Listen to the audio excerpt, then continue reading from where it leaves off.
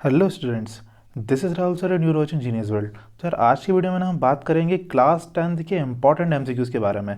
और इस वीडियो में मैं आपको चैप्टर फर्स्ट, सेकंड और थर्ड के इंपॉर्टेंट एमसीक्यूज़ देने वाला हूं। तो अगर आपने इस वीडियो के पार्ट 1 और पार्ट सेकंड नहीं देखा तो जल्दी से जाकर उसे देखिए, क्योंकि उसमें भी आपको बहुत इंपॉर्टेंट एमसीक्यूज़ मिल जाएंगे। तो स्टार्ट करते हैं आज का वीडियो, जिसमें आपके सामने पेश है इंपॉर्टेंट एमसीक्यूज़। ये बहुत ज़्यादा इंपॉर्टेंट है और ये आपको एग्जाम में देखने को मिल सकते हैं। तो हमारा फर्स्ट क्वेश्चन है, what happens in chemical reaction. तो ये बताओ केमिकल रिएक्शन में क्या होता है। तो केमिकल रिएक्शन में क्या होता है, क्या नए एलिमेंट बनते हैं, बताओ क्या नए एटम्स बनते हैं, कंपाउंड बनते हैं, या सभी चीज़ें बनती हैं। तो यार जो लोग सोच रहे हैं इसका answer all of the above हो सकता है, वो लोग बिल्कुल गलत हैं, क्योंकि इसका आंसर है formation of new compound. Chemical reaction में दो एलिमेंट के मिलने से नए कंपाउंड बनते हैं, तो इसका आंसर क्या हो जाएगा, फॉर्मेशन ऑफ न्यू कंपाउंड इसका करेक्ट आंसर हो जाएगा। अब बात करते हैं हमारे सेकेंड क्वेश्चन की तरफ। तो सेकंड वाला क्वेश्चन है, reaction in which heat is absorbed. तो आपको बताना है वो कौन सी केमिकल रिएक्शन होती है जहाँ पर हीट एब्जॉर्ब होती है। तो बताइए। तो देखते हैं हम, एक्सोथर्मिक रिएक्शन क्या हो सकती है, बताओ। एक्सोथर्मिक रिएक्शन वो होती है जहाँ पर हीट रिलीज होती है ना। एक्सो मतलब होता है बाहर जाना, बात समझ रहे हो ना, बाहर रिलीज होना। तो इसका आंसर एक्सोथर्मिक तो हो नहीं सकता, तो इसका करेक्ट आंसर क्या हो जाएगा, एंडोथर्मिक रिएक्शन इसका करेक्ट आंसर हो जाएगा। एंडोथर्मिक रिएक्शन मतलब वो रिएक्शन होती है जहाँ पर हीट एब्जॉर्ब होती है। एंडो मतलब होता है एंटर करना, एंटर मतलब अंदर की तरफ आना। चलिए बढ़ते हैं हमारे नेक्स्ट क्वेश्चन की तरफ। नेक्स्ट क्वेश्चन है, the substance which takes part in chemical reaction is called. तो कौन सा वाला सब्सटेंस है जो केमिकल रिएक्शन में पार्ट लेता है, बताइए भाई कौन सा सब्सटेंस केमिकल रिएक्शन में हिस्सा लेता है। क्या वो प्रोडक्ट होता है, नहीं भाई साहब प्रोडक्ट तो बनता है ना, ये तो ही नहीं सकता। कैटलिस्ट, कैटलिस्ट तो रिएक्शन की रेट को, स्पीड को बढ़ा देता है, कम कर सकता है, ये भी नहीं सकता। कंपाउंड, ये भी नहीं है। तो इसका सही आंसर क्या हो जाएगा, रिएक्टेंट। हमेशा ध्यान रखिए, केमिकल रिएक्शन में जो टेक पार्ट लेता है, मतलब कि जो चीज़ इन्वॉल्व होती है वो कौन सी होती है, रिएक्टेंट। रिएक्टेंट ही मिलकर प्रोडक्ट बनाते हैं। तो हमारा सही आंसर क्या हो जाएगा, इसका रिएक्टेंट हमारा सही आंसर हो जाएगा। बढ़ते हैं नेक्स्ट क्वेश्चन की तरफ। तो हमारा नेक्स्ट क्वेश्चन है, in reaction which compound has been reduced. अब इस क्वेश्चन को आप ध्यान से देखना, इसमें आपको 3-4 क्वेश्चन के जवाब मिलने वाले हैं, है ना। तो देखिए हमारा क्वेश्चन है, आपको इसमें से बताना है कि इनमें से कौन सा रेड्यूस हो रहा है। अब रेड्यूस होना मतलब जानते हो, रेड्यूस होना मतलब होता है कि किस में से ऑक्सीजन लॉस्ट हो रही है ना, या कौन हाइड्रोजन को गेन कर रहा है। दोनों को अपन रिडक्शन बोल सकते हैं। तो आप ध्यान से देखिए, यहाँ पर जिंक ऑक्साइड है। इस जिंक ऑक्साइड के पास पहले ऑक्सीजन था, लेकिन यहाँ पर क्या हुआ, इस जिंक ने ऑक्सीजन को खो दिया, मतलब जिंक ऑक्साइड ने ऑक्सीजन खो दिया। तो बताइए ऑक्सीजन के लॉस्ट को हम क्या बोलते हैं, रिडक्शन बोलते हैं। तो यहाँ पर ऑक्सीजन किसने खोया, यहाँ पर जिंक ने ऑक्सीजन खो दिया। इसके पास यहाँ पर जिंक था और इसके पास यहाँ पर अब मतलब जिंक के पास यहाँ पर ऑक्सीजन था और अब जिंक के पास यहाँ पर ऑक्सीजन नहीं है। तो हमारा सही आंसर क्या हो जाएगा, जिंक ऑक्साइड हमारा बिल्कुल सही आंसर हो जाएगा। मतलब जिसमें से ऑक्सीजन बाहर निकलता है वो रिड्यूस होता है। जिंक ऑक्साइड में से ZnO में से ऑक्सीजन बाहर निकल गया, इसलिए वो रिड्यूस हो गया। बढ़ते हैं नेक्स्ट क्वेश्चन की तरफ। Black coating on silver. तो यार देखो, सिल्वर तो वैसे नोबल मेटल है, लेकिन टाइम के साथ क्या होता है ना, उसमें भी ब्लैक कलर की लेयर पड़ जाती है। तो आपको बताना है कि सिल्वर की जो ब्लैक लेयर है वो किसकी वजह से आती है। तो सिल्वर की जो ब्लैक लेयर वो आती है Ag2S की वजह से, सिल्वर सल्फाइड की वजह से ऐसा होता है। तो आपको ध्यान रखना है, इंपॉर्टेंट क्वेश्चन है। नेक्स्ट क्वेश्चन की तरफ पढ़ते हैं। Which of the following is not a strong acid. इनमें से 3 एसिड ऐसे हैं जो स्ट्रॉन्ग है और एक ऐसा है जो वीक है। तो बताइए, मुझे लगता है कई बच्चों ने इसका आंसर सोच भी लिया होगा। H2SO4 स्ट्रॉन्ग होता है, HNO3 भी स्ट्रॉन्ग होता है, HCl भी स्ट्रॉन्ग होता है। तो हमारा आंसर क्या हो जाएगा, H2CO3। जो कार्बनिक एसिड होता है वो इतना स्ट्रॉन्ग नहीं होता है, तो इसका आंसर क्या है हमारा, H2CO3 is not an strongest acid in the given options. ठीक है, चलिए नेक्स्ट की तरफ चलते हैं। नेक्स्ट क्वेश्चन हमारा है, which of the following is acidic. इनमें से कौन सा एसिडिक है ना, बताओ। अब कई बच्चे कंफ्यूज होंगे, वो सोच रहे होंगे यार लेमन जूस तो मशहूर है एसिडिक होने के लिए, मिल्क भी थोड़ा थोड़ा खट्टा तो हो जाता है ना। लेकिन देखो मिल्क जो होता है ना, नॉर्मली उसका pH जो है 6.4 से ऊपर ही रहता है, तो इसे भी हम एसिडिक बोल सकते हैं। लेकिन अगर हम इन दोनों कंपेयर करें तो ये भाई साहब बहुत ज़्यादा एसिडिक हैं, अपने एसिड के नेचर के लिए ही मशहूर है। तो इसका सही आंसर क्या हो जाएगा, लेमन जूस इसका बिल्कुल सही आंसर हो जाएगा। बढ़ते हैं नेक्स्ट क्वेश्चन की तरफ। तो नेक्स्ट क्वेश्चन हमारे सामने आता है, common name of sodium bicarbonate. अब ये क्वेश्चन बहुत ही ज़्यादा इंपॉर्टेंट है, क्योंकि कई बार पूछा भी गया है। तो बताइए इनमें से किसे हम बोलते हैं सोडियम बाइकार्बोनेट। बिल्कुल सही आंसर, इसका आंसर क्या हो जाएगा, बेकिंग सोडा। बेकिंग सोडा का जो केमिकल नेम होता है सोडियम बाइकार्बोनेट होता है। इसका आप नाम लर्न कर लें, या वन वर्ड में भी आ सकता है ना, फिल इन द ब्लैंक्स में भी आ सकता है, मैच द कॉलम में भी आ सकता है, और यहाँ मैं आपको ऑब्जेक्टिव तो बता ही रहा हूँ। ठीक है, तो सोडियम बाइकार्बोनेट मतलब क्या हो जाता है, बेकिंग सोडा हो जाता है। नेक्स्ट चलते हैं, how many water of crystallisation are present in washing soda.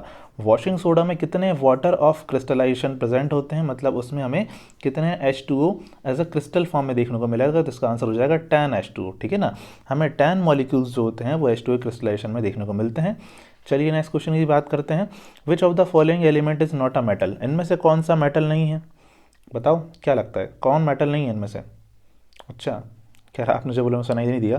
तो सोडियम जो होता है भाई साहब, ये तो बहुत सॉफ्ट मेटल होता है। सोडियम इतना सॉफ्ट मेटल होता है कि आप इसे नाइफ से कट कर सकते हो, ये भी ध्यान रखना, ऑब्जेक्टिव आ सकता है।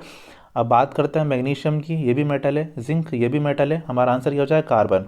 कार्बन जो होता है वो एक नॉन मेटल होता है, एटॉमिक नंबर 6 होता है। ठीक है, आप ये ध्यान रखिएगा कि इनमें से कौन सा मेटल नहीं है। कार्बन एक मेटल नहीं है। और कौन सा मेटल अपन नाइफ से कट कर सकते हैं, उसका आंसर है सोडियम। इस क्लास की सबसे अच्छी बात ये है कि आप यहाँ पढ़ने एक चीज़ आओगे लेकिन आपको 5 चीज़ें और पता चलेंगी। तो चलिए नेक्स्ट क्वेश्चन की तरफ चलते हैं। नेक्स्ट क्वेश्चन हमारा है which of the following is poor conductor, इनमें से कौन सा जो है वो करंट का पुअर कंडक्टर है, मतलब उसमें से करंट बहुत अच्छे से फ्लो नहीं होता है। तो भाई साहब गोल्ड जो है ना, गोल्ड तो करंट को बहुत अच्छे से कंडक्ट कर सकता है, टिन भी कर लेता है। मरकरी और लीड, इन दोनों में कन्फ्यूजन हो सकता है। अगर देखो कंपेयर करें मरकरी और लीड को ना, तो लीड जो है पुअरेस्ट कंडक्टर है, मतलब ये सबसे कम करंट कंडक्ट करता है। मरकरी कर सकता है लेकिन इसके कंपेरिजन में थोड़ा ज़्यादा करता है। तो हमारा आंसर क्या हो जाएगा? लीड हमारा सही आंसर है। लीड इसमें सबसे कमज़ोर कंडक्टर होता है। नेक्स्ट की तरफ चलते हैं। अरे देखो ये वही क्वेश्चन आ गया जो अपन ने भी डिस्कस किया था। अच्छा ये नहीं किया था, सॉरी। तो इनमें से पूछा है कौन से मेटल को हम केरोसिन ऑयल में डुबा कर रखते हैं। तो बताओ कैसे रखते हैं? क्या तुमने देखा कभी तुम सोने की दुकान पर जा रहे हो, तुम्हें केरोसिन तेल में से सोना निकाल के दे रहा है, लो भाई साहब ले लो। अब तुम केरोसिन तेल वाला सोना पहन कर देख रहे हो, बदू मार रहे हो जहाँ भी जा रहे हो। तो कहने की बात ये गोल्ड तो इसका आंसर बिल्कुल नहीं हो सकता। कैल्शियम, क्या कभी देखा है चूने को तुम कहाँ रखे हो भाई? चूना भी देखा जाए तो कैल्शियम प्रेजेंट हो सकता है, इसका एग्जाम्पल अपन नहीं लेंगे। तो इसका सही आंसर हो जाएगा सोडियम। सोडियम जो है ना वो बहुत रिएक्टिव होता है, अगर आप इसे खुले में रख दोगे ना तो ये ऑक्सीजन से रिएक्शन करके ब्लास्ट हो जाएगा। इसलिए भैया बचने के लिए अपन इसे कहाँ रखते हैं? केरोसिन ऑयल के अंदर डुबा कर रखते हैं, ध्यान रखिएगा। नेक्स्ट क्वेश्चन हमारा आता है which is a good conductor of electricity, इनमें से करंट का बहुत अच्छा कंडक्टर कौन होता है? तो भैया जब भी आपको सिल्वर दिखाई दे ध्यान रखना, silver is the best conductor of electricity. अब चाहे वो यहाँ पर गुड लिख दे या चाहे यहाँ पर बेस्ट लिख दे, दोनों में आंसर क्या हो जाता है हमारा? सिल्वर। सिल्वर करंट का बहुत शानदार कंडक्टर होता है। अब बात करते हैं next, Mendeleev unable to give proper place of element, जो मेंडलीव था वो इनमें से किस एलिमेंट को सही से जगह नहीं दे पाया था? तो देखो भैया हाइड्रोजन की कहानी बड़ी अजीब है बेचारा, जब से किसी पीरियोडिक टेबल में से ढंग से प्लेस मिल नहीं पाया, तो इसका आंसर कौन हो जाएगा? हाइड्रोजन। हाइड्रोजन जो था उसे एक प्रॉपर प्लेस नहीं मिल पाया है ना, तो ध्यान रखना भी, मेंडलीव भी इसे एक प्रॉपर प्लेस नहीं दे पाए थे। अब नेक्स्ट क्वेश्चन हमारा आता है who gave the law of octaves, जो ऑक्टेव्स का लॉ था, मतलब जिनने कहा था कि जो 8th वाला एलिमेंट होता है वो फर्स्ट वाले का रिपीटेशन होता है, ये बात किसकी थी? तो भाई साहब ये बात थी हमारे किसकी? न्यूलैंड की। तो न्यूलैंड ने ऐसा कहा था भाई साहब कि जो एलिमेंट होते हैं, जो 8th वाला एलिमेंट होता है अपने फर्स्ट वाले एलिमेंट का रिपीटेशन होता है, एकदम संगीत के स्वर की तरह, है ना। तो ये किसने कहा था? न्यूलैंड ने कहा था, याद रखिएगा बहुत इंपॉर्टेंट है। नेक्स्ट क्वेश्चन आता है how many periods are there in modern periodic table, जो मॉडर्न पीरियोडिक टेबल होती है उसमें कितने पीरियड्स होते हैं? तो देखो जिन बच्चों को नहीं पता कि भाई ग्रुप्स ऑफ पीरियड क्या होता है, मैंने 2 मिनट बता देता हूँ क्या होता है। जैसे आपकी जो पीरियोडिक टेबल आपने देखा होगा ऐसे कुछ करके बनी होती है ना। इस पीरियोडिक टेबल में ऐसे लाइनें होती हैं और ऐसी लाइनिंग होती हैं। तो जो आपकी अपन बोल सकते हैं जो हॉरिजॉन्टल लाइंस होती हैं, हॉरिजॉन्टल मतलब जिनमें आप ग्रीन कलर से इंडिकेट करने वाला हूँ, है ना, ये जो लाइंस होती हैं इन्हें हम बोलते हैं पीरियड्स। क्या बोलते हैं? पीरियड्स। तो ये लाइन भाई साहब 7 होती हैं। तो बताइए कितने पीरियड्स हो गए मॉडर्न पीरियड टेबल में? 7 हो गए। भरोसा नहीं है, मुझे पता है नहीं कर पाओगे आसानी से, आप जाके काउंट कर लेना, बुक खोलना उसमें देख लेना और इसमें आपको दिख जाएगा। तो 7 उसमें आपको हॉरिजॉन्टल लाइन दिखेंगे, वो कहलाते हैं पीरियड। और जो अभी मैं आपको रेड कलर से बना रहा हूँ वर्टिकल्स लाइन है ना, ये कितनी होती हैं? 18 होती हैं। तो इन्हें अपन बोलते हैं ग्रुप्स।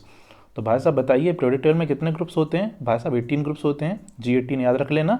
और कितने पीरियड्स होते हैं? 7 होते हैं, P7 याद रख लेना, ठीक है। चलो अब बात करते हैं नेक्स्ट क्वेश्चन की तरफ बढ़ते हैं। 3 क्वेश्चन और बचे हैं, मत जाओ अभी थोड़ा और पढ़ लो, हो सकता है जो छोड़ के जा रहा है वही एग्जाम में आ जाए, क्या मतलब 1-2 नंबर कट जाए। तो देखो अब नेक्स्ट क्वेश्चन आपका आता है which is the formula of oxide of एका एल्यूमिनियम। तो जो एका एल्यूमिनियम होता है उनके ऑक्साइड का फॉर्मूला क्या होता है? ऐसे रट मारो भैया एका एल्यूमिनियम के देखो समझाने को समझा भी सकते हैं लेकिन देख लो, एका एल्यूमिनियम के ऑक्साइड का फॉर्मूला होता है क्या? E2O3। अब बात करो कि रटने की बात क्यों कही थी, देखो ऐसा कुछ नहीं है, मैं आपको समझा भी सकता हूँ। जैसे ई यहाँ पर अपन एल्यूमिनियम मान लेते हैं, एल्यूमिनियम आ गया। अब एक एल्यूमिनियम की वैलेंसी 3+ होती है, कितनी होती है? 3+। तो बताइए 2 एल्यूमिनियम की वैलेंसी कितनी हो जाएगी? एक की 3+ है, 2 की हो जाएगी कितनी? 6+। इस 6+ को मेंटेन करने के लिए हमें कितने चाहिए? अच्छा ऑक्सीजन की वैलेंसी कितनी होती है? ऑक्सीजन की वैलेंसी 2- होती है। तो +6 चार्ज को बैलेंस करने के लिए हमें 6- चार्ज चाहिए, और वो कैसे आएगा? 3 से। तो इसलिए हमने 3 वाला नंबर यहाँ पर लिख दिया, ठीक है। चलो आगे बढ़ते हैं। अब आता है how many groups are present in modern periodic table. भाई साहब ये तो वही क्वेश्चन आ गया जो अपन ने अभी किया था, है ना। मॉडर्न पीरियोडिक टेबल में कितने ग्रुप्स होते हैं? अब तो सबका आंसर सही जा रहा है, बिल्कुल सही कहा भाई साहब। 18 ग्रुप्स होते हैं मॉडर्न पीरियोडिक टेबल में, है ना।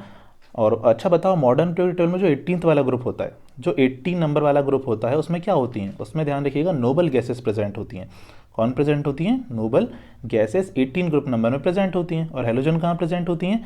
हेलोजन ग्रुप प्रेजेंट होता है, मतलब हेलोजन एलिमेंट प्रेजेंट होते हैं ग्रुप नंबर 17 में। तो इनका याद रखिएगा, ये बहुत इंपॉर्टेंट वाले एलिमेंट्स होते हैं, हेलोजन 17 और नोबल गैसेस 18। अब बात करते हैं नेक्स्ट क्वेश्चन की, फोटोसिंथेसिस भाई साहब कहाँ पर होता है? बताओ बताओ। तो प्यारे बच्चों, ऐसा है कि फोटोसिंथेसिस मेनली कहाँ पर होता है? मेनली फोटोसिंथेसिस होता है लीव्स में। लीव्स मतलब होती हैं पत्तियाँ, छुट्टियाँ नहीं हैं, हर जगह छुट्टियाँ दिखती हैं आपको, है ना। तो लीव्स मतलब क्या है? पत्तियाँ। तो फोटोसिंथेसिस कहाँ होता है? मेनली पत्तियों में होता है। देखो ऐसा है कि, ठीक है ना, चलो काफ़ी है, आगे बढ़ते हैं। Lungs are present in. अब बताओ भैया, तुम्हारे अंदर लंग्स कहाँ पर हैं? बताओ, क्या तुम्हारे लंग्स लिवर के पास हैं? लिवर के पास ही फूलता होगा ना, स्टमक के पास होंगे ना, इंटेस्टाइन के पास होंगे? नहीं, इसका आंसर क्या है? Chest cavity. तो लंग्स जो होते हैं भैया, मेरे तो चेस्ट कैविटी के पास हैं, शायद आपके भी चेस्ट कैविटी के पास हों, सभी के होते हैं, है ना। तो इसका करेक्ट आंसर क्या हो जाएगा? चेस्ट कैविटी इसका बिल्कुल सही आंसर हो जाएगा। उम्मीद करता हूँ आपको आज की वीडियो बहुत अच्छी मतलब बहुत अच्छी लगी होगी, बहुत पसंद आई होगी। अगर इस वीडियो में आपको कुछ पसंद आया है, ये 20 ऑब्जेक्टिव मैंने बताए हैं, बहुत इंपॉर्टेंट है, अगर आपको लगते भी हैं तो आप इसे ज़रूर शेयर करें, चैनल को सब्सक्राइब करें, ताकि आने वाले वीडियोज़ आपको मिलते रहें और आप एग्ज़ाम में पार लग जाएँ, आपके बहुत शानदार परसेंटेज बने। तो अगर आपको कोई सुझाव हैं, समस्या है, परेशानी है, कुछ भी है, तो आप बेझिझक मुझे कमेंट सेक्शन में बता सकते हैं। आज के लिए बस इतना ही। इसी तरह जुड़े रहिए हमसे, ताकि आपको मिलते रहे आने वाले अपडेट्स। अपना ख्याल रखिए, खुश रहिए। जय हिंद, जय भारत, वंदे मातरम।